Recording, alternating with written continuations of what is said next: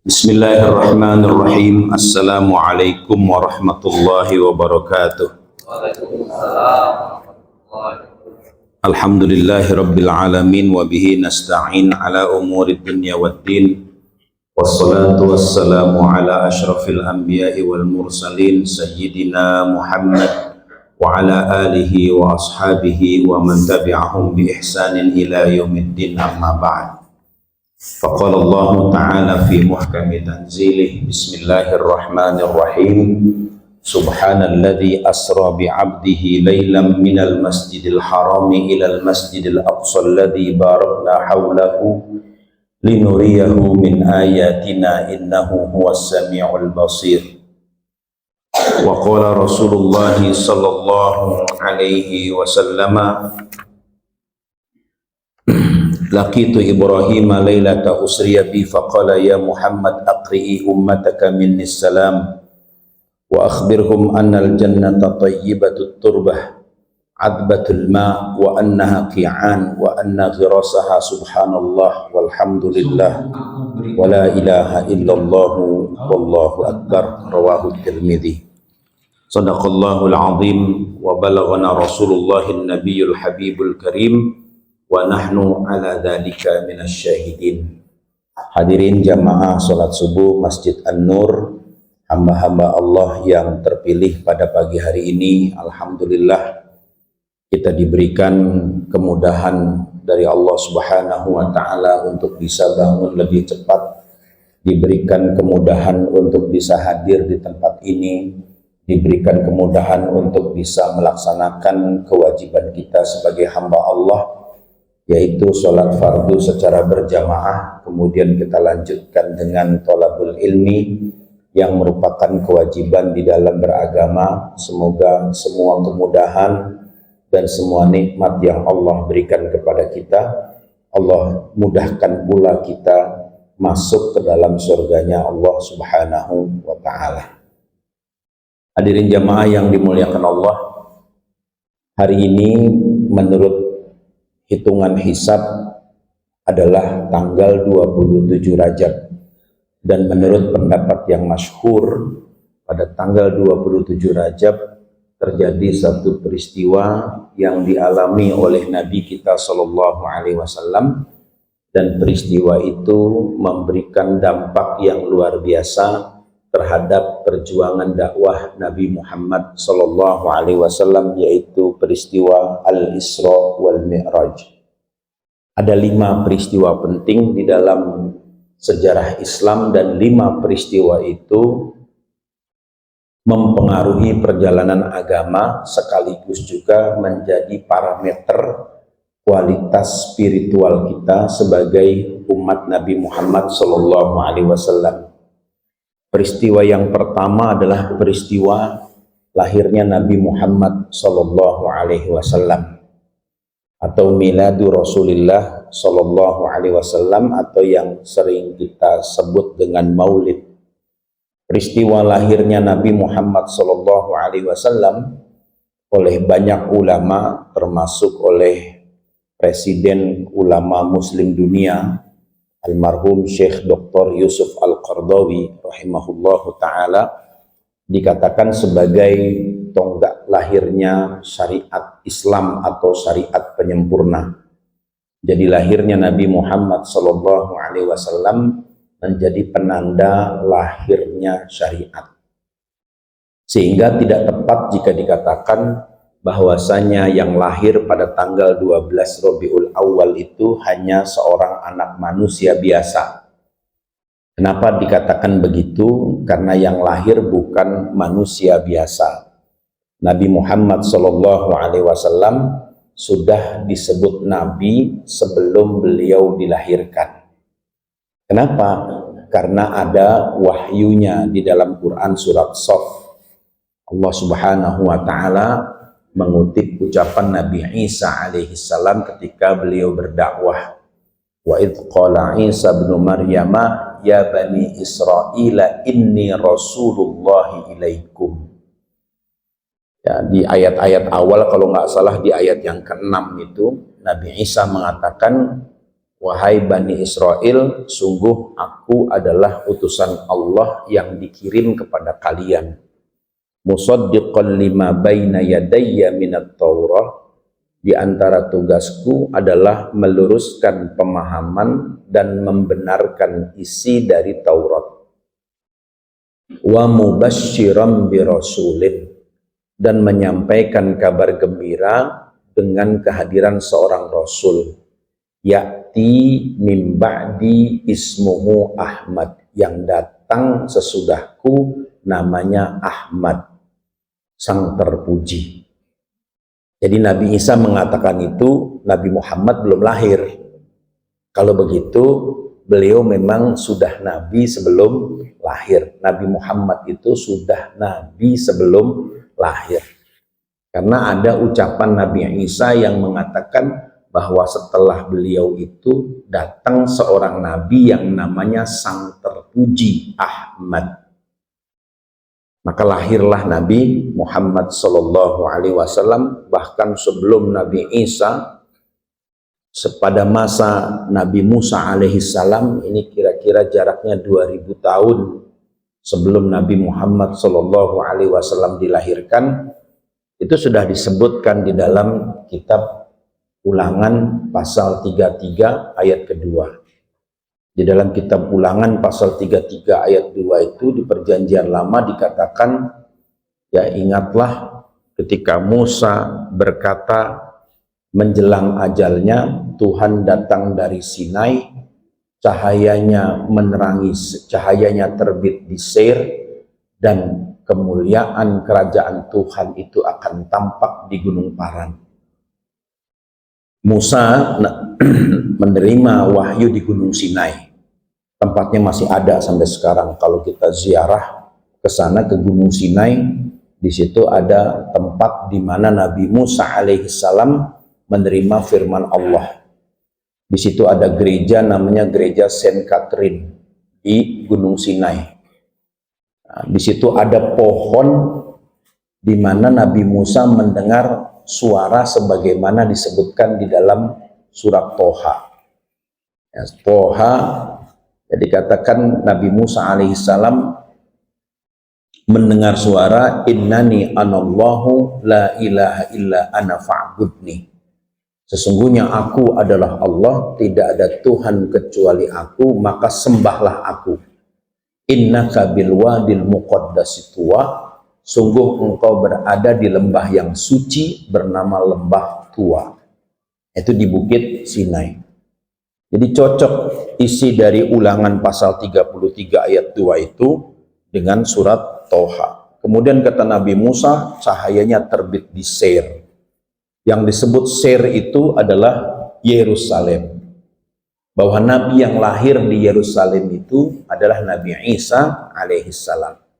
Dan tampak kemuliaan kerajaan Tuhan di Gunung Paran. Gunung Paran menurut peta yang dibikin pada masa Romawi itu adanya di dekat Madinah. Jadi yang namanya Paran itu dalam bahasa Arab adalah Gunung Uhud. Dan kemuliaan kerajaan Tuhan dalam makna sempurnanya syariat Islam itu lahirnya di Madinah. Kelihatannya di Madinah. Jadi Nabi Muhammad SAW sudah Nabi sebelum beliau lahir. Karena semua Nabi itu menjadi Nabi sebelum dia dilahirkan. Contohnya Nabi Yahya alaihissalam. Di dalam Quran surat Maryam di bagian-bagian awal Allah Subhanahu wa taala mengatakan, inni mubasysyiruka bi Yahya. Sungguh aku berikan kabar gembira kepada engkau tentang kelahiran Yahya. Lam naj'al lahu min qablu samiyya, kami belum pernah memberikan nama Yahya itu sebelum kepada nabi-nabi sebelumnya. Jadi kalau Nabi Yahya saja belum lahir namanya sudah dikasih tahu namanya Yahya. Apalagi Nabi Muhammad Sallallahu Alaihi Wasallam. Jadi peristiwa Maulid itu peristiwa penting. Kemudian yang kedua peristiwa Isra dan Mi'raj. Kemudian yang ketiga peristiwa hijrah. peristiwa hijrahnya Nabi Muhammad. Yang kedua, peristiwa nuzulul Quran, Nabi menerima wahyu. Yang ketiga, peristiwa Isra dan Mi'raj. Yang keempat, peristiwa hijrah. Dan yang kelima, peristiwa penaklukan kota Mekah. 5 peristiwa penting dalam sejarah Islam. Makanya kita harus paham 5 peristiwa penting itu apa dampaknya bagi kita. Hadirin jamaah yang dimuliakan Allah, menurut pendapat yang masyhur, peristiwa Isra dan Mi'raj itu terjadi pada tanggal 27 Rajab. 1 tahun sebelum peristiwa hijrah, atau 1 tahun sebelum Nabi Shallallahu Alaihi Wasallam melaksanakan hijrah. Memang banyak pendapat bertebaran tentang kapan peristiwa Al-Isra wal Mi'raj ini terjadi. Tetapi Imam An-Nawawi di dalam kitab Rawdatul Talibin mengikuti pendapat Imam Ar-Rafi'i, memastikan bahwa peristiwa Isra dan Mi'raj terjadi pada tanggal 27 Rajab di hari Senin. Nah, hari Senin ini memang hari istimewa bagi Nabi Muhammad Sallallahu Alaihi Wasallam.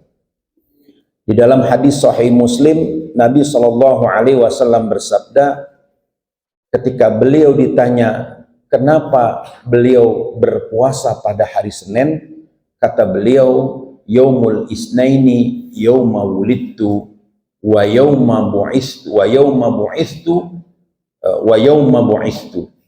Pada hari Senin itu hari saya dilahirkan dan hari saya dilantik sebagai seorang nabi atau diangkat sebagai seorang nabi. Maka Nabi punya hak di hari Senin. Lalu peristiwa Isra terjadi pada hari Senin. Kejadiannya di malam Senin. Dan Nabi wafat pada hari Senin. Makanya hari Senin ini hari istimewa.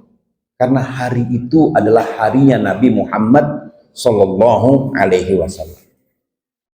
Tapi orang-orang yang benci kepada Islam menyebarkan narasi I hate Monday, saya benci hari Senin.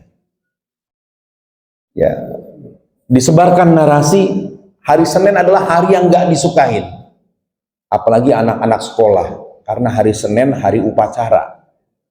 Itu paling sebel kalau upacara itu. Saya pernah nggak ikut upacara sekali, tapi sekarang kangen, ya kan? Karena RT tidak mengadakan upacara 17 Agustus. Jadi hari Senin itu dibangun narasi sebagai hari yang tidak disukai. Jadi cara orang-orang yang tidak suka kepada Islam itu adalah menyebarkan narasi ketidaksukaan terhadap simbol-simbol Islam. Hari Senin, apalagi Gomis, ya kan, nggak suka dengan gomis. Ini pakai ini karena Rasulullah pakai gomis, udah simpel aja. Bukan karena pengen jadi orang Arab, wong hidungnya pesek. Kan gitu kan? Kita pakai gomis bukan pengen jadi orang Arab. Ya kan? Buktinya pakai gomis namanya nggak berubah, tetap aja Wahyudi namanya kan. Rusmanto, kan gitu kan? Susanto, nggak berubah namanya. Jadi pakai gomis ini karena Rasulullah Shallallahu Alaihi Wasallam disebutkan menyukai pakaian gomis. Lah kalau Nabi pakai celana jeans, saya pakai celana jeans sholat. Jadi kita pakai gomis itu sebenarnya tafaulan wa tabarrukan, menyamakan perbuatan supaya mendapat barokah. Sebutnya tafaulan wa tabarrukan. Jadi menyamakan perbuatan supaya kita mendapatkan barokah karena mengikuti orang yang diberkahi, yaitu Nabi Muhammad Sallallahu Alaihi Wasallam. Tapi narasinya itu dibangun bahwa orang pakai gomis itu terjajah. Apalagi sekarang ini dikembangkan narasi Arab menjajah kita. Oh, kapan Arab menjajah? Arab nggak pernah menjajah kok. Ya kan, bangsa Arab nggak pernah menjajah. Apa yang diambil dari bangsa Arab dari bangsa Indonesia? Nggak ada. Belanda menjajah, Jepang menjajah, Yahudi menjajah. Ya, jadi Yahudi masuk bersama dengan Belanda. Arab mana? Menjajahnya di mana? Hadirin yang dimuliakan Allah, bangsa yang pertama kali mengakui Indonesia sebagai negara itu bangsa Arab, yaitu Mesir. Mesir itu bangsa Arab. Kalau Mesir tidak mengakui Indonesia, nggak ada namanya Republik Indonesia. Berat, mungkin kita baru merdeka tahun 57. Tapi karena ada bangsa Arab yang mengakui kemerdekaan Indonesia, maka posisi politik Indonesia menjadi kuat. Ini gara-gara bangsa Arab. Dan bangsa Arab itu terima kasihnya luar biasa kepada bangsa Indonesia, karena banyak ulama Indonesia yang mengajarkan anak-anak Arab menjadi alim. Jadi ulama asal Indonesia itu banyak. Syekh Nawawi Al-Bantani, Syekh Mahfud At-Tarmasi, Syekh Subuh bin Ismail Al-Bimawi, Syekh Mukhtaruddin Al-Falimbani, Syekh Abdus Somad Al-Falimbani, Syekh Muhammad Yasin Al-Fadani, Syekh Junaid Al-Batawi. Ada orang Betawi dulu menjadi pengajar di Masjidil Haram, namanya Syekh Junaid Al-Batawi. Makanya kenapa orang Betawi menamakan anaknya Junaidi atau Junaid? Karena ada ulama Betawi dulu mengajar di Masjidil Haram. Banyak ulama asal Nusantara yang memberikan kontribusi pendidikan di Timur Tengah, sehingga orang Arab itu dengan orang Indonesia dianggap sebagai saudara sepupu. Jadi kita ini dianggap sepupunya orang Arab. Makanya disebut sebagai khol atau akhwal. Apa itu akhwal atau khol? Khol itu maknanya paman dari istri, itu namanya khol. Paman dari bapak namanya ammi, paman dari ibu namanya khol. Jamaknya ahwal. Maka disebutkan orang Indonesia itu ahwal, ahwal. Maksudnya paman dari ibu. Karena orang Arab itu menikahi perempuan dari orang Indonesia, sehingga keturunannya memanggil paman dari ibu dengan sebutan khol atau ahwal. Jadi kita ini disebutnya paman dari ibu.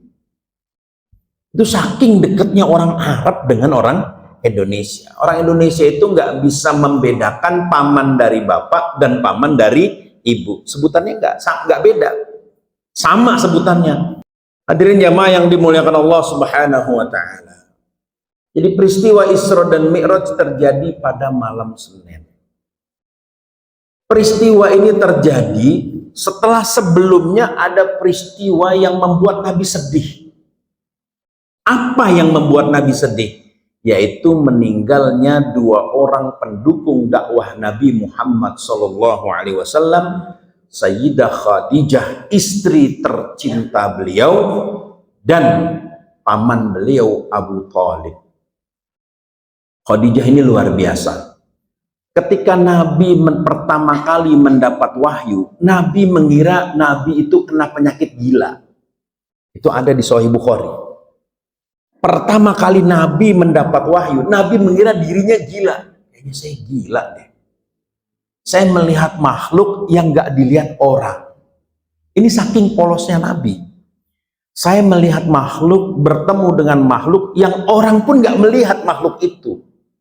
Saya mendapatkan satu tugas menyampaikan sesuatu yang tidak saya pahami.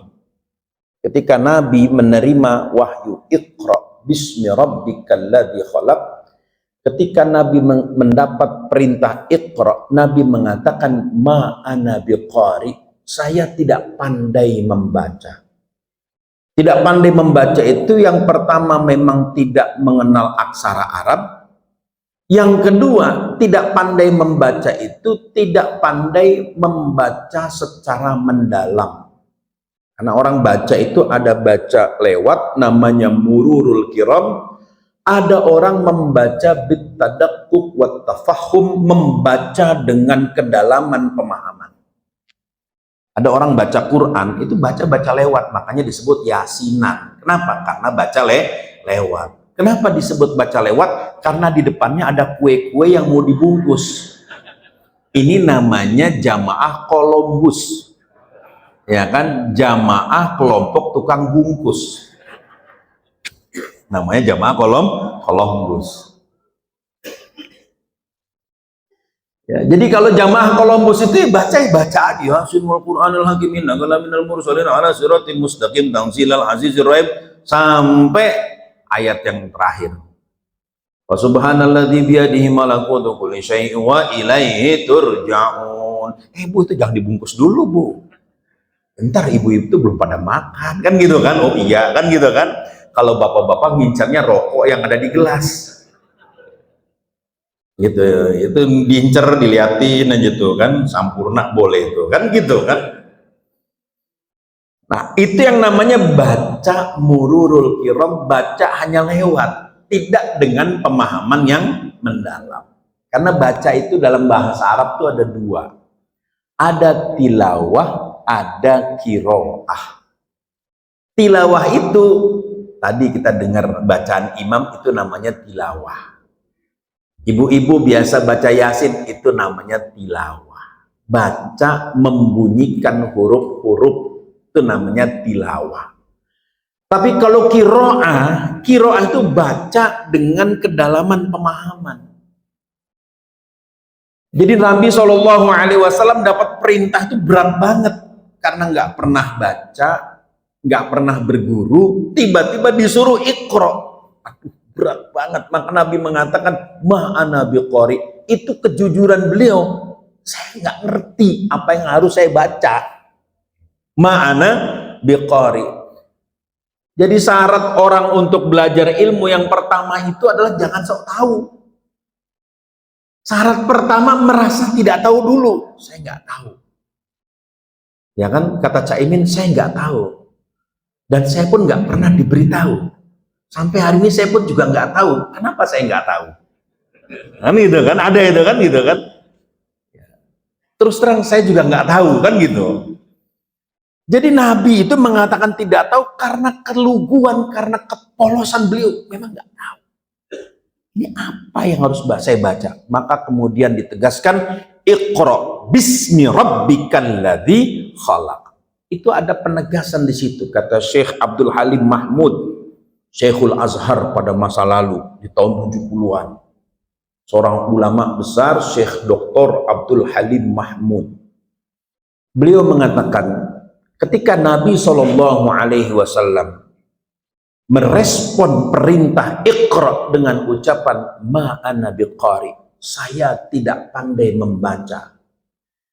Maka malaikat Jibril, Allah Subhanahu wa taala melalui malaikat Jibril mengingatkan, bismi rabbik, baca dengan nama Tuhanmu, bukan baca dengan nama nafsumu, bukan baca dengan nama dirimu, bukan baca dengan kemampuanmu.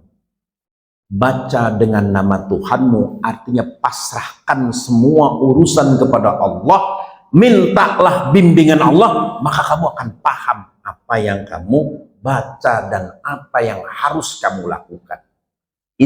Bismi rabbikal ladzi khalaq. Maka ketika berdakwah itu yang dipakai bismi rabbikal ladzi khalaq, bukan bi ismil jam'iyah, bukan bi ismil ananiyah. Ketika berdakwah dipakai atas nama Allah, bukan memakai nama kelompok, bukan memakai nama ego, bukan memakai nama manhaj, bukan memakai nama-nama yang lain. Bismi rabbikal ladzi khalaq. Kebersihan hati yang didahulukan. Maka peristiwa Isra, sebelum Nabi SAW mengalami peristiwa Isra dan Mi'raj, beliau bercerita kepada para sahabat, di antaranya adalah sahabat Anas bin Malik radhiyallahu anhu. Kata beliau, ketika peristiwa itu terjadi, saya sedang duduk di dekat Ka'bah. Ya, indal hatim. Hatim itu di emperan Ka'bah yang miring ini, Al-Hatim, di dekat Hajarul Aswad. Jadi beliau sedang merenung di situ, kenapa dua orang pendukungnya ini hilang? Kenapa dua pendukungnya ini meninggal dunia? Khadijah ini ketika Nabi menerima wahyu dan Nabi menganggap dirinya gila. Khadijah mengatakan, kalla wa ma yukhzika, wallahi ma yukhzika Allahu abada. Suamiku, jangan pernah berpikir seperti itu. Tidak mungkin Allah itu membuat kamu susah dan hina selama-lamanya. Ma yukhzika Allahu abada. Artinya, kamu tuh waras suamiku, kamu tuh waras. Kamu nggak gila. Kenapa? Khadijah yakin bahwa Nabi tidak susah dan Nabi tidak sedang disusahkan. Apa kata Khadijah? Innaka latasilur rahim. Sunnah yang sudah dilakukan Nabi sebelum beliau menyampaikan risalah adalah Nabi selalu menyambung silaturahmi. Pertama. Jadi kalau mau tahu orang itu benar apa enggak agamanya, lihat yang pertama. Suka menyambung silaturahmi. Bahkan Nabi kepada pamannya yang memusuhi yaitu Abu Lahab, Nabi nggak putus silaturahmi, nggak pernah. Tetap dihormatin, bagaimanapun itu Pak D saya, kakaknya bapak saya. Nabi nggak pernah menghujat Abu Lahab, nggak pernah. Coba cari riwayatnya, ada nggak Nabi menghujat Abu Lahab? Siapa yang menghujat Abu Lahab? Allah langsung. Artinya Nabi serahkan urusan itu kepada Allah. Sebagai keponakan, saya hormat kepada paman. Tapi urusan dakwah itu paman berhadapan dengan Allah, bukan dengan saya. Tetap hormat. Bahasanya tetap sopan kepada pamannya. Ya ammah, wahai pamanku sayang. Meskipun Abu Lahab itu keras menentang dakwahnya Nabi Muhammad Sallallahu Alaihi Wasallam. Tapi Nabi tetap manggilnya ya ammah, wahai pamanku sayang. Ini Nabi kepada Abu Lahab. Sehingga di kalangan pesantren NU itu ada anjuran untuk tidak membaca surat Al-Lahab di dalam sholat. Kenapa? Takut nyinggung perasaan Nabi katanya. Kalau baca jok banter-banter katanya. Kalau baca jangan kenceng-kenceng. Tabat yada Abi Lahabiu ma aghna anhu maluhu wa ma kasab. Sehingga jarang itu terdengar orang baca surat Al-Lahab di pesantren. Kenapa? Gak enak, takut nyakiti perasaan Nabi. Kita punya paman, Pak, punya keluarga jagoan, preman, tukang mabok, tukang judi, backing bandar judi, ya kan, backing pelacuran, mati ditembak polisi. Itu kalau dengar namanya disebut-sebut sakit hati nggak, Pak? Namanya disebut-sebut orang, no, pamannya dia, no. Sakit nggak, Pak? Kita, ya, pasti sakit hati, Pak, perasaannya itu. Kenapa? Karena masih ada hubungan famili. Seolah-olah, udahlah nggak usah disebut-sebut lah, kan begitu kan? Jangan disebut-sebut. Udahlah, yang udah, yang udah meninggal ya udah, jangan diangkat. Ya enak, itu ungkapan sakit hati kita. Kenapa? Fitrahnya kita begitu. Karena kita nggak mau nama keluarga kita itu keburukannya diungkit-ungkit. Apalagi Nabi Muhammad SAW, makanya putrinya Abu Lahab itu dihormati oleh Nabi. Nabi sayang kepada anaknya Abu Lahab. Karena anaknya itu beriman kepada Nabi.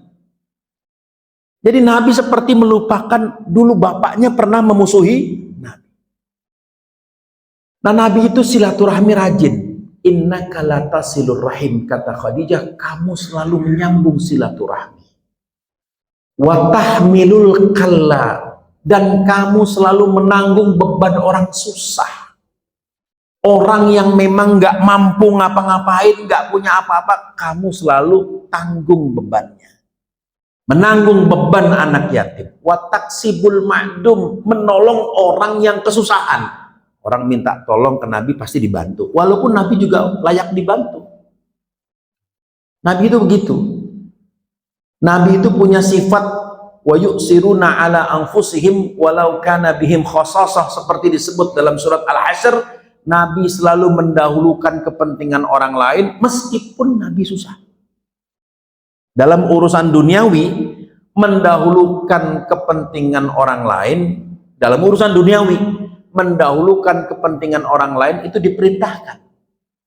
Tapi dalam urusan sholat, mendahulukan kepentingan orang lain itu makruh. Dalam urusan sholat berjamaah, makanya ngisi saf itu harus kita, jangan silakan orang. Kalau kita enggak, saf depan, silakan salah Pak, depan Pak, saya belakang, makruh itu. Iya kan, makruh, kecuali saf di belakang imam. Itu harus orang alim yang diri di belakang imam. Karena ada hadisnya, Nabi mengatakan, la yaliyanna ulun nuha minkum. Orang yang berdiri di belakang saya ini adalah orang yang punya ilmu di antara kalian. Maka di belakangnya Nabi itu pasti Abu Bakar. Di sebelahnya Abu Bakar, Umar. Di sebelahnya kiri Abu Bakar, Utsman. Di sebelahnya lagi Ali. Ulin nuha, orang-orang pintar. Kenapa? Kalau imam batal, tahu bagaimana cara menggantikan. Nah ini yang di belakang imam pelangap longo. Pernah kejadian di Ciganjur situ tuh, di Cipedak. Ada satu masjid, saya nggak usah sebut namanya. Saya kebetulan lagi di luar waktu itu. Imamnya kakek-kakek umur 74 tahun. Namanya kakek-kakek, klepnya sudah lemah semua. Udah bocor. Namanya kakek-kakek. Udah nggak bisa diarep lah kan gitu kan. Pas ruku kentut. Pas lagi amin dia kentut. Gitu kan. Terus pergi.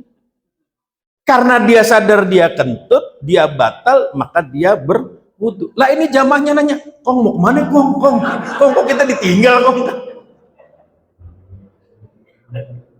Itu karena jamaahnya nggak ngerti gitu loh. Loh, Kong mau kemana Kong? Kok kita ditinggalin? Gue batal, lo maju, katanya kan gitu kan. Gue batal, gue mau wudu. Lah kagak ngerti Kong katanya. Ya udah batal semua. Itu kejadian 2001 itu. Batal itu, satu masjid batal itu. Itu artinya makmum harus punya ilmu. Jadi kalau sholat itu kan miniatur negara. Imam itu yang ilmunya lebih banyak, berarti makmum harus punya ilmu walaupun nggak banyak. Negara juga begitu. Presidennya punya ilmu banyak, rakyatnya juga harus punya ilmu supaya nggak dibohongin gitu. Nah contohnya sholat tadi, ya kan batal lah, kok batal kan gitu kan? Lo kok pergi?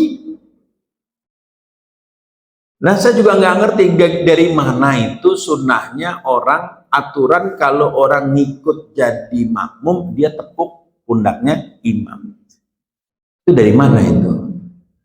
Padahal dengan mengeraskan takbir sudah cukup bahwa ada orang ngikut. Ini dicolek. Kebetulan yang dicolek nggak ngerti fikih sholat, nengok.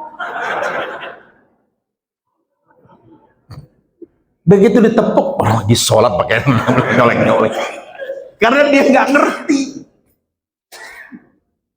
Aduh, ya Allah. Ini banyak kejadian begitu, ditepuk begitu dia nengok gitu kan. Ada lagi katanya, dia udah tahu ilmunya. Kalau dia lagi sholat sunnah, ditepuk katanya kan, diminta jadi, ada yang mau jadi makmum, kalau dia lagi sholat sunnah, dia kasih tahu dengan turunkan tangan 1 kali. Berarti dia sedang melaksanakan sholat sunnah. Nah pertanyaannya gimana kalau yang dikasih tahu nggak ngerti? Akhirnya nengok, udah 3 kali nih nurunin tangan nih kan. Lagi sunnah, jangan diikutin kan gitu kan, masa ya nengok kan gitu. Ini karena tidak paham. Jadi ilmu itu penting. Nah jadi Rasulullah SAW itu didukung oleh Khadijah. Innaka la tasilur rahim wa tahmilul kalla wa taksibul ma'dum wa tu'inu ala nawaibil haq dan engkau selalu menolong orang yang memang membutuhkan perlindungan hukum untuk mendapatkan haknya. Ada fungsi advokasi, ada 4 yang dilakukan oleh Nabi sebelum beliau menyampaikan risalah.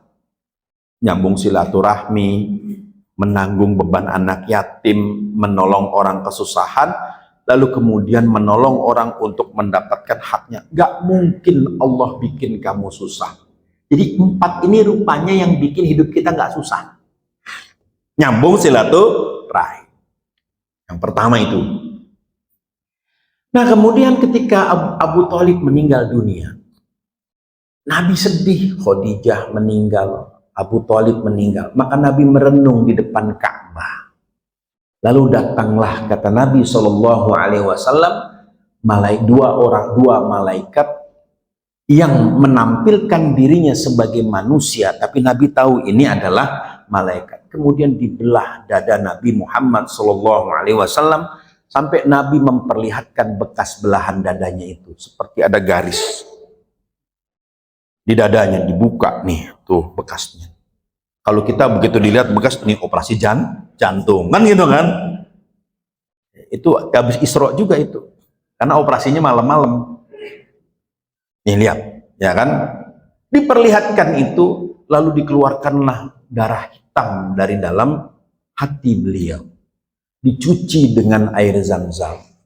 Ini sebagai simbol, hadisnya diriwayatkan oleh Imam Bukhari, ini sebagai simbol bahwa untuk menghadap Allah, supaya kita betul-betul mendapatkan pertolongan Allah, maka hati kita harus bersih dari penyakit duniawi, terutama penyakit dengki. Karena dari dengki itu lahir dendam. Lahir dari dengki itu muncul penyakit-penyakit yang lain, dari hasad. Maka Nabi SAW mengatakan, iyyakum wal hasada, hati-hati dengan penyakit dengki. Fa innal hasada ya'kulul hasanat, karena yang namanya dengki itu menghancurkan semua kebaikan. Semua hancur gara-gara dengki. Dengkinya ustadz dengan ustadz, ya kan? Dengkinya ustadz dengan ustadz, dengkinya pejabat kepada pejabat, dengkinya jenderal kepada jenderal, dengkinya lulusan tentara dan polisi kepada sesamanya, bukan ke orang lain. Dengkinya tukang kain kepada tukang kain, dengkinya tukang martabak ya tukang martabak. Nggak mungkin tukang martabak dengki ke pedagang pentol, nggak mungkin. Apa saingannya kan gitu kan, martabak dengan pentol. Kalau perlu beli dua-duanya biar saling melengkapi. Dengki itu pasti selalu kepada sesamanya, tuh dengki. Guru dengkinya kepada guru. Kalau sudah dengki, jangankan kepada orang, kepada semua yang berhubungan dengan orang yang kita dengki, pasti kita benci. Dengki sama orang, bencinya sama sendalnya. Orangnya ada tuh sendalnya kan gitu. Buang sendalnya kan gitu. Orangnya datang ke Anur tuh motornya tuh, padahal motor ketinggalan. Karena bensinnya habis kan, ditendang motornya. Apa salahnya motor? Karena dengki. Karena dengki kepada orang, anaknya dibenci. Anaknya nggak ngerti apa-apa, dibenci. Ini kalau sudah dengki repot. Maka bagaimana mungkin kita akan sampai kepada Allah, kehadirat Allah, kalau hati kita ini nggak bersih. Maksudnya bersih dari dengki. Maka orang kalau dengki itu katanya susah kaya. Orang itu kalau banyak dendamnya susah kayanya. Kenapa? Dia dendam. Dia simpan terus. Hidupnya pasti susah. Kenapa? Karena dia berpikir bagaimana membalaskan dendamnya. Energinya habis. Hanya untuk mewujudkan dia ingin melampiaskan dendam. Nah, bangsa kita ini bangsa pendendam, hadirin. Harus diakui memang bangsa pendendam. Lihat sejarah Ken Arok dan Ken Dedes. Ya kan? Ken Arok jadi raja karena dia membunuh Tunggul Ametung dengan keris Empu Gandring yang belum jadi itu. Kerisnya belum jadi. Maka Empu Gandring mengatakan, kamu nanti Arok mati dengan keris itu. Ini sesuai dengan firman Allah, fajaza'u sayyi'atin sayyi'atum misluha. Ya kan? Balasan dari sebuah kejahatan itu adalah kejahatan yang serupa. Quran dikatakan begitu. Kamu akan mati nanti dengan keris itu. Dibunuh Tunggul Ametung. Ken Arok tadinya ajudan. Ajudan menggantikan bupati. Naik jadi bupati. Lalu kemudian anak dari Tunggul Ametung dengan Ken Dedes, siapa namanya? Namanya Anu Sapati. Tahu bapaknya dibunuh oleh ajudannya, awas tak pateni kon. Nanti saya bunuh kamu. Lahir dari perkawinan Ken Arok dengan Ken Dedes, nama anaknya Ken Umang. Maka Ken Arok mati dibunuh oleh Anu Sapati. Ditusuk dengan keris yang sama. Betul omongan Mpu Gandring, kamu akan dibunuh dengan keris itu juga. Setelah dia menusuk Mpu Gandring. Lalu Anu Sapati dibunuh oleh Ken Umang atau Toh Joyo. Ini asal mula berdirinya kerajaan Kediri Kertanegara. Terus begitu politiknya sampai terbawa kepada fase Mataram Islam. Dendam itu masih ada. Pecah Kasunanan Mataram menjadi dua, Kasunanan Pakubuwono dan Kasultanan Ngayogyakarta Hadiningrat. Kesultanan Jogja didirikan oleh siapa? Oleh anak dari Pakubuwono I, yaitu Pangeran Mangkubumi. Kenapa begitu? Dia dendam kepada Pakubuwono II, kakaknya. Kenapa tahta itu tidak diberikan kepada saya, tapi diberikan kepada anak sampean yang masih kecil? Yang kedua, kenapa sampean menyerahkan kedaulatan kepada POC, tidak langsung kepada saya? Protes. Perang selama kurang lebih 5 tahun, ya, paman melawan keponakan. Setelah itu perang lagi antara Hamengkubuwono I dengan Mangkunegara yang merupakan menantu dari Hamengkubuwono I. Maka berdirilah Kadipaten Mangkunegoro karena tidak dilibatkan dalam perjanjian Giyanti 1755. Dendam terus, dendam. Sehingga akhirnya kesimpulannya, memang bangsa kita bangsa pendendam. Pokoknya kalau belum mematikan, belum membunuh, urusan belum selesai. Maka bagaimana mungkin sampai kepada Allah kalau di dalam hati masih ada dendam? Nggak setuju sama pengurus masjid, bikin musola, nanti naikin statusnya jadi masjid. Kalah ustadznya nggak dipakai di pengajian, udah kita bikin pengajian sendiri, kita bangun. Soal duit gampang, saya juga punya donatur, bikinlah musola sendiri, nanti naik. Akhirnya masjid dekat dengan masjid. Padahal di dalam hukum fikih haram hukumnya ada masjid di dekat masjid dan sama-sama melaksanakan sholat Jumat. Loh, kok haram? Ya haram karena itu memecah belah umat, kecuali kalau di sini memang sudah nggak nampung jamaah. Tapi kalau masih bisa menampung jamaah, nggak boleh bikin masjid di seberangnya. Fenomena itu ada di negara kita, bikin masjid sebelah-sebelahan, azannya masih kedengeran.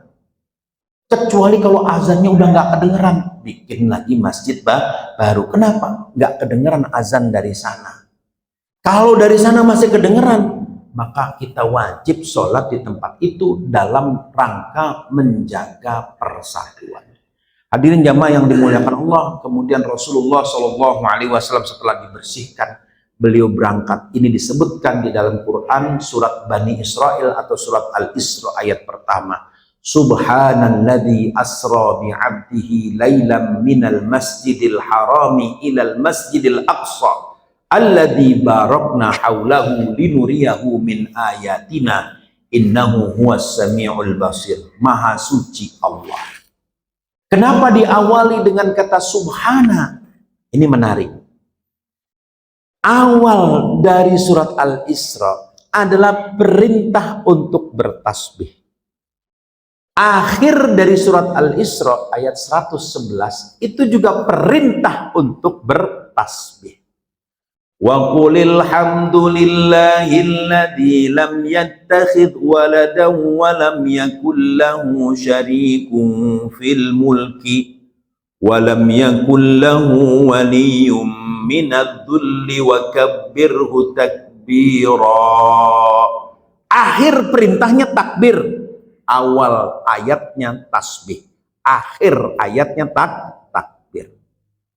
Maka di dalam peristiwa Isra Mi'raj itu ada 3 asas, kata Syekh Abdullah Sirajuddin, seorang ulama besar Suriah yang wafat di tahun 70-an. Beliau mengatakan ada 3 asas di dalam peristiwa Isra dan Mi'raj, yaitu tasbih, tahmid, dan takbir. Tasbih diungkapkan di awal ayat surat Al-Isra, tahmid dan takbir disebutkan di akhir surat Al-Isra. Wa qulil hamdulillah, ucapkanlah segala puji bagi Allah. Tasbih dengan tahmid ini esensinya sama. Apa itu? Yaitu mensucikan Allah dari semua hal yang tidak pantas dihubungkan kepada Allah. Tasbih. Maka Nabi SAW di dalam hadis Sahih Bukhari, di hadis terakhir, beliau mengatakan 2 kalimat yang paling Allah sukai, dan ini berat timbangannya di langit, yaitu kalimat subhanallahi wa bihamdihi subhanallahil azim. Subhanallah wa bihamdihi, tasbih dengan tahmid digandeng, subhanallahi wa bihamdihi subhanallahil azim. 3 asas dalam peristiwa Isra dan Mi'raj, tasbih, tahmid, dan takbir. Nabi SAW kemudian mengatakan, inna hadhis salata, bahwasanya solat ini, la yasluhu bikalamin nas, akan rusak dengan ucapan manusia. Innama huwa tasbih, innama hiya tasbih, isi dari solat itu adalah at-tasbih subhanallah, wat tahmid alhamdulillah, wat takbir Allahu akbar, wa qiraatul Quran, dan bacaan Quran. 4, tasbih, tahmid, takbir, wa qiraatul Quran. 4. Hadirin yang dimuliakan Allah, kenapa ini dianggap penting? Karena peristiwa ini terjadi ketika Nabi menghadapi tekanan dakwah yang luar biasa dari kaum Quraisy. Secara hitungan manusia, tidak mungkin Nabi bisa berhasil berdakwah di Mekah, nggak mungkin. Tidak mungkin pula Nabi berhasil dakwah sampai ke Madinah secara hitungan manusia. Tetapi Allah memberikan pertolongan yang tadi syaratnya sudah disebutkan. Dengan syarat hati yang bersih, itulah pertolongan Allah akan datang. Maka setelah peristiwa Isra dan Mi'raj, Nabi hijrah.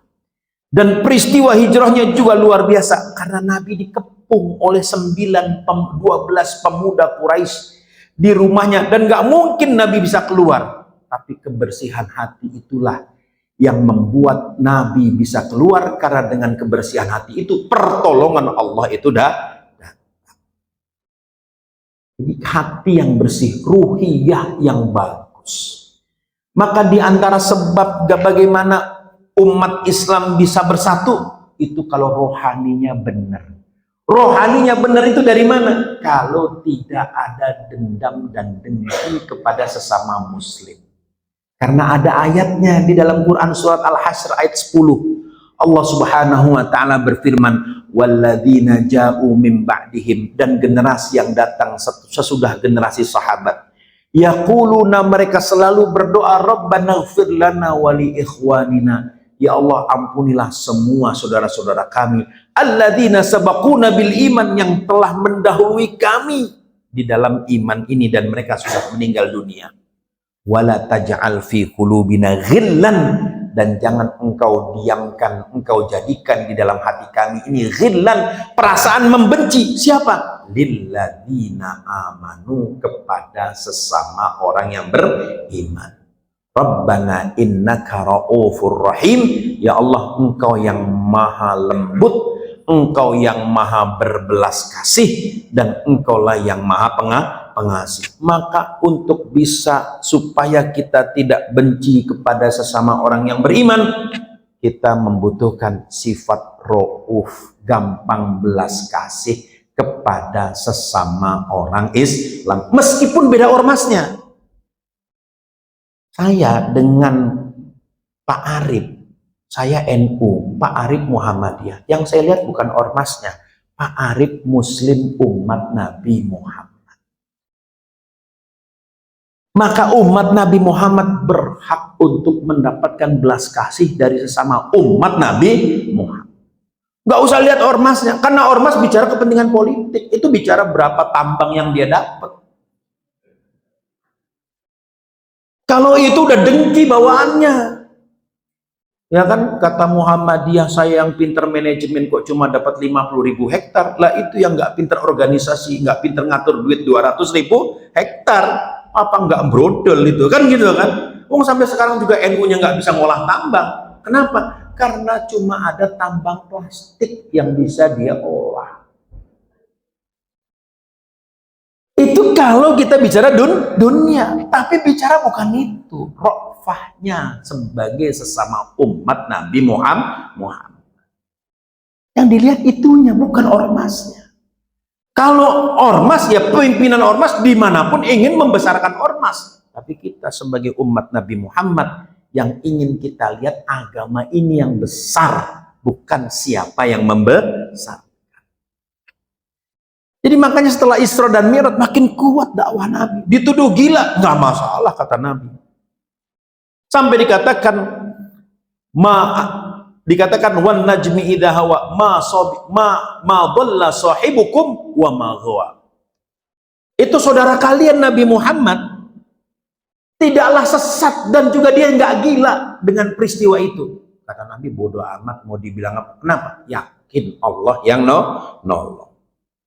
Mau dibilang kayak apa, dibilang nggak mungkin bisa mempersaudarakan sesama umat Islam. Bisa. Kenapa? Yang mempersaudarakan adalah Allah. Bergantung kepada kita. Maka Kiai Jazir, ya, pendiri atau pengurus Masjid Jogokarian. Beliau bukan pendiri Jogokarian. Jogokarian itu didirikan oleh pegawai-pegawai keraton. Tapi nggak keurus masjid itu. Dihidupkan oleh Kiai Jazir almarhum. Dihidupkan sehingga masjid itu jadi ramai. Anur bisa kayak Jogokarian? Bisa. Insya Allah bisa. Jadi kita datang ke Jogokarian bukan cuma pengen tahu, bukan. Tapi pengen niru. Nah itu. Bukan pengen tahu. Kalau cuma pengen tahu, oh gitu doang. Oh gitu. Tapi kalau pengen niru, apa rencananya nih? Plannya apa supaya bisa kayak Jogokarian? Kiai Jazir itu Masya Allah, karena usaha beliau bagaimana mempersaudarakan umat Nabi Muhammad, membuat Jogokarian masjid yang gak mewah, beda sama Al-Jabar. Al-Jabar itu kan beda, itu kan masjid Aliansi Jawa Barat, cuma jadi destinasi wisata, nggak kayak Jogokarian. Makanya saya nggak mau ke Al-Jabar. Ngapain ke Al-Jabar? Ruhnya nggak dapet, nggak ada ukhuwah di situ, nggak ada umat yang diperhatikan di situ, nggak ada. Kotor itu masjid, banyak generasi selfie soleh. Kalau zaman dulu salafus soleh, yang ini selfie soleh kan gitu, apa-apa selfie. Itu generasi selfie soleh itu. Nah, Ustadz Jazir itu menghidupkan masjid, dikumpulkan. Pertama orang sholat subuh dikasih uang 50.000. Pertama itu. Cerita beliau pertama. Kenapa? Karena yang sholat subuh nggak nyampe satu saf, cuma beberapa gelintir orang. Kasih duit 50. Akhirnya cerita. Mau sholat nangkono diwei duit loh. Kan gitu kan. Sholat di sono dikasih duit. Ya lumayan loh, saya iket tuh. Kan gitu kan. Gue mangan ya cukup kan gitu kan. Akhirnya cerita terus tenanan, tenan saya itu kan gitu, beneran. Akhirnya datang bawa temennya, masih dikasih 50.000, kasih 50.000. Makin lama makin banyak, kenapa? Ngarepin 50.000, Anur naikin Pak. Yang sholat sekali 100.000 gitu kan. Itu dikasih 50.000, 3 kali beliau ngasih itu.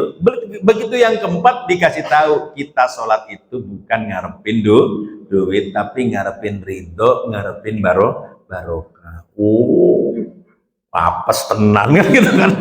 Baru juga ikut katanya kan gitu. Baru ikut ternyata nggak dapat duit, malah dapat ceramah. Kalau ditanya dapat apa? Ya dapat hikmahnya aja kan gitu kan. Tapi orang akhirnya paham. Lama-kelamaan subuh tiap hari kayak sholat Jumat. Itu yang menjadi daya tarik. Sehingga karena rame masjid itu, hotel ada di situ. Untuk siapa? Untuk orang luar kota, termasuk jamaah An-Nur ini. Yang nginep pengen sholat subuh di Jogakarian, padahal sama aja. Ya kan sama gitu kan. Sholat subuhnya sama. Lalu apa yang membedakan? Yang membedakan semangat. Yang membedakan. Maka Isra Mi'raj itu melahirkan semangat. Semangat juang. Setelah dapat dari Allah Subhanahu wa Ta'ala perintah sholat, mendapatkan jaminan, pokoknya kamu harus tunduk dan ikut saja apa yang Allah sampaikan. Percaya. Maka Nabi itu semangat. Pemimpinnya semangat, anak buahnya semangat. Kita bisa keluar dari krisis. Kenapa? Ada Allah yang menolong kita. Nah, di sini kita dapat pelajaran bahwa spiritualitas pemimpin itu akan berpengaruh kepada yang dipimpinnya. Pemimpin yang punya spiritualitas yang tinggi itu akan memberikan impact, dampak yang luar biasa kepada anak buahnya. Kenapa? Yakin, bismillah, karena Allah. Yakin karena Allah. Saya itu mimpin asrama UI, jadi kepala asrama, nggak punya duit. Nggak punya duit. Gini-gini bekas pejabat, Pak. Walaupun level kampus. 4 tahun saya mimpin unit kerja. Korupsinya banyak. Apalagi yang main santet banyak. Sampai dibilang, Pak, kepala asrama sebelumnya, Pak, baru menjabat 3 bulan muntah darah. Oh gitu ya? Kan gitu kan? Itu hati-hati sama ini. Coba scanning dulu, di scan akhirnya, di scan. Oh iya betul. Ya kan ada indikasi syirik di sini. Orang mau jadi pejabat datang ke Jampang, Surade, sana Sukabumi. Emang kenapa datangnya ke sana? Kenapa nggak ke Setnek gitu loh?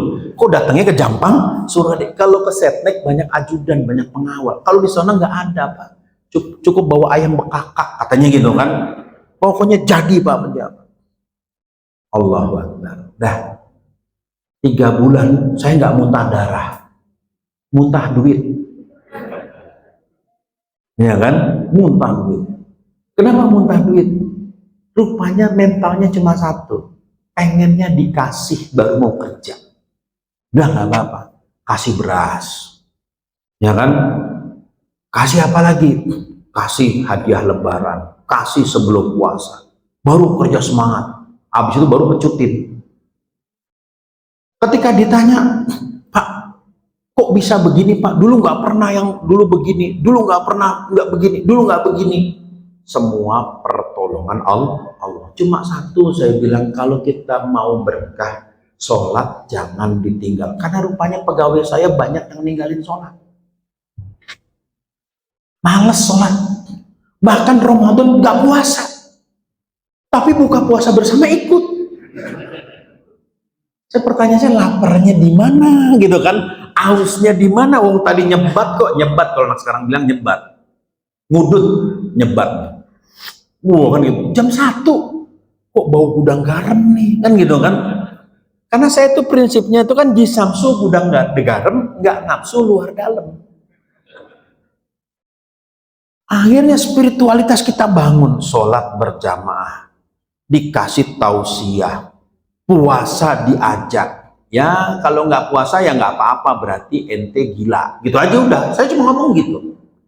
Karena yang boleh nggak puasa cuma 3 kata Nabi. Yang pertama anak kecil, yang kedua orang tidur. Orang tidur boleh nggak puasa.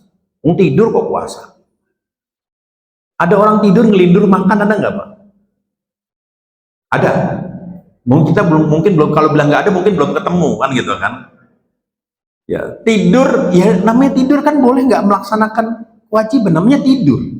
Karena hilang akal. Dan yang ketiga orang gila. Jadi 3, saya bilang tidur matanya melek. Oh ngelindur mungkin kan gitu kan. Dibilang anak kecil jenggotan kan gitu kan. Dibilang gila bisa bedain duit. Sebab orang boleh nggak puasa, boleh nggak sholat, kalau nggak bisa bedakan 2.000 dengan 20.000. Udah, boleh nggak sholat.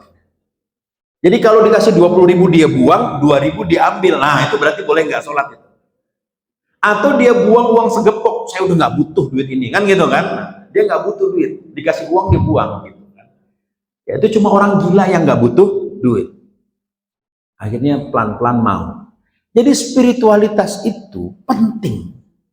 Kenapa? Karena dengan spiritualitas itulah kita akan bisa mempengaruhi orang. Maka sebagai bapak, sebagai kepala keluarga harus punya spiritualitas yang kuat. Sehingga dikatakan kesolehan orang tua itu menjadi berkah buat anaknya. Kesolehan seorang suami, seorang kepala keluarga menjadi berkah buat keluarganya. Kalau bapaknya soleh, keluarganya akan barokah. Maka Nabi SAW memulai itu semua dengan kesolehan beliau.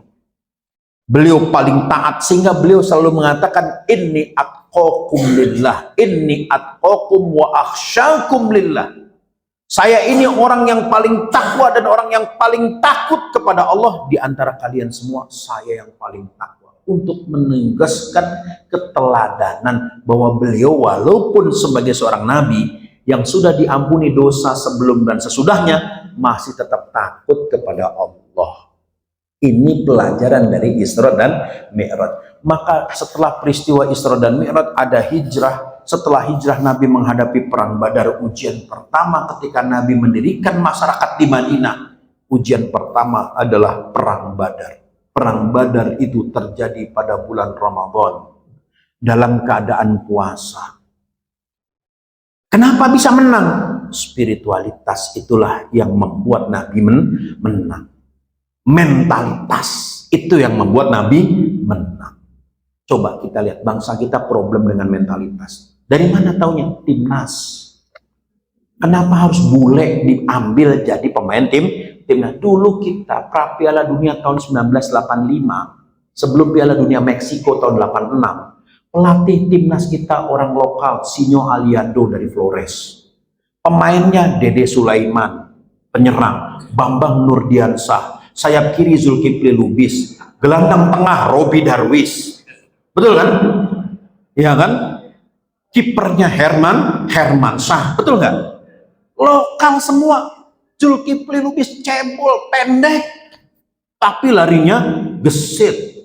Ya kan? Kapten timnas Heri Kiswanto. Iya kan? Ada Heri Kiswanto. Kemudian bek kanan Patar Tambunan. Apal saya Pak. Lokal semua. Lokal semua itu pemain. Ya kan? Ada lagi Warta Kusuma. Ya kan? Gelandang back sebelah kiri Warta Kusuma. Bisa ngalahkan Thailand, bisa ngalahkan Bangladesh, bisa kalahkan India. Kalahnya cuma dari Korea Selatan 4-1 dicukur di istana. Di sini di Istora di Senayan. 4-1. Kenapa? Korea makannya babi, Pak. Larinya ampun kayak babi, Pak. Kita nggak makan babi. Cuma salahnya kita nggak makan menjangan. Itu aja udah. Karena yang bisa nyaingin babi menjangan. Itu kurang cerdasnya di situ. Apa yang bisa membuat mereka menang? Ditakuti di Asia Tenggara. Mentalitas. Mental, Pak. Apalagi sekarang anak-anak sekarang Pak mentalnya payah, Pak. Ya kan? Itu yang diakui oleh pelatih di sekolah calon bintara, Pak. Bintara saiki, aduh Pak, keple. Dan jangan gitu. keple, kata orang Jawa, keple, dibentak langsung mental illness, stres, minta pulang. Padahal masuk Bintara keluar duit banyak, dibentak oleh pelatih, pulang, langsung merinding, begitu kan? Mental, Pak. Orang sekarang, anak-anak sekarang masalahnya di mentalitas. Kenapa mentalitasnya lemah? Karena spiritualitasnya juga lemah. Kenapa spiritualitasnya lemah? Karena bapaknya enggak rajin sholat, ibunya enggak rajin sholat. Mentalitas sholat itu membangun mentalitas. Sholat tahajud berat, tapi itulah mentalitas. Puasa Ramadan berat, tapi itulah mentalitas. Semua syariat kita ini berkaitan dengan mentalitas. Mentalitas itu berangkat dari mindset, cara berpikir, bagaimana kerangka berpikir. Kalau semuanya Allah lebih didahulukan, maka di sini yakin dengan pertolongan Allah. Apapun yang kita lakukan, meskipun itu secara manusiawi terlihat remeh, tapi di mata Allah itu berharga. Mentalitas kita jadi kuat. Semoga Allah Ta'ala jadikan kita sebagai golongan yang muqiminas sholat, orang-orang yang selalu menegakkan sholat. Semoga Allah kuatkan mentalitas kita sebagai umat Islam. Semoga Allah kuatkan mentalitas bangsa kita.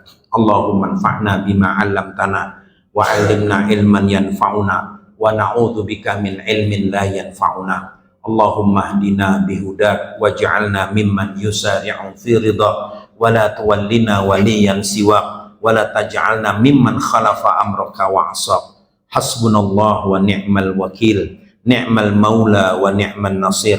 Allahumma inna nas'aluka nafi'a wa nas'aluka rizqan tayyiba wa nas'aluka amalan mutaqabbala. Radina billahi rabba wa bil islami dinan wa bi Muhammadin nabiyya wa rasula sallallahu ala Muhammad wa ala alihi wa sahbihi wasallam. Walhamdulillahi rabbil alamin. Wassalamualaikum warahmatullahi wabarakatuh.